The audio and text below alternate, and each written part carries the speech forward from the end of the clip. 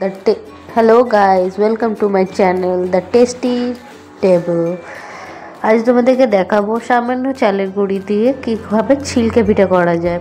আমার first video হচ্ছে, please তোমরা সাবস্ক্রাইব করো, অবশ্যই পছন্দ হইলে লাইক কমেন্ট শেয়ার করতে ভুলো না। কিন্তু দেখো, চালের গুঁড়িটাতে হালকা হলুদ, নুন, চিনি, একটু জিরে গুঁড়া মশলা দিয়ে আমি ভালো করে তাওয়াটা গরম করে তেলটা ভালো করে তাওয়ায় মাখিয়ে নিলাম। তার উপরে যে প্যাটার্নটা আমি চালের গুলে রেখেছিলাম সেটা দিয়ে হালকা করে প্যাটার্নের গোল করে বানিয়ে নিচ্ছি।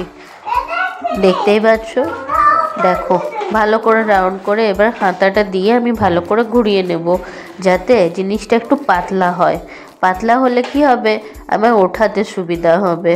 ঠিক আছে, তোমাদের ডাইরেক্ট চালের গুঁড়িতে অবশ্যই আতপ চালের গুঁড়ি মিলাবে, তবেই কিন্তু পিঠে ভালো হবে, নয়তো কিন্তু হবে না।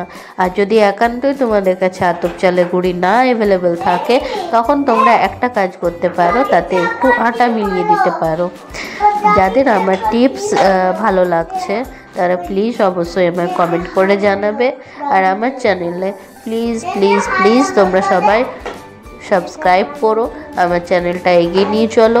আরও ভালো ভালো রেসিপি যদি তোমরা পেতে চাও তাহলে আমায় জানিও, তোমাদের জন্য আমি আবার নতুন রেসিপি নিয়ে হাজির হব।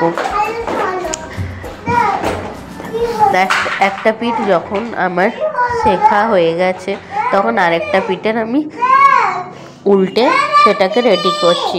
দেখতেই পাচ্ছ, আমি গুড় নিলাম, খেজুর গুড়ের সঙ্গে না ছিলকা পিঠা খেতে খুব ভালো লাগে। দেখো, আমার সবগুলো বানানো হয়ে গেছে। আমি এবার থালার মধ্যে গুড় দিয়ে দিয়েছি, একটা করে পিঠেও দিয়ে দিচ্ছি। দেখতেই পাচ্ছ কত ইয়াম্মি লাগে, আর খেতেও কিন্তু খুব সুন্দর হয়েছে। Thank you, by.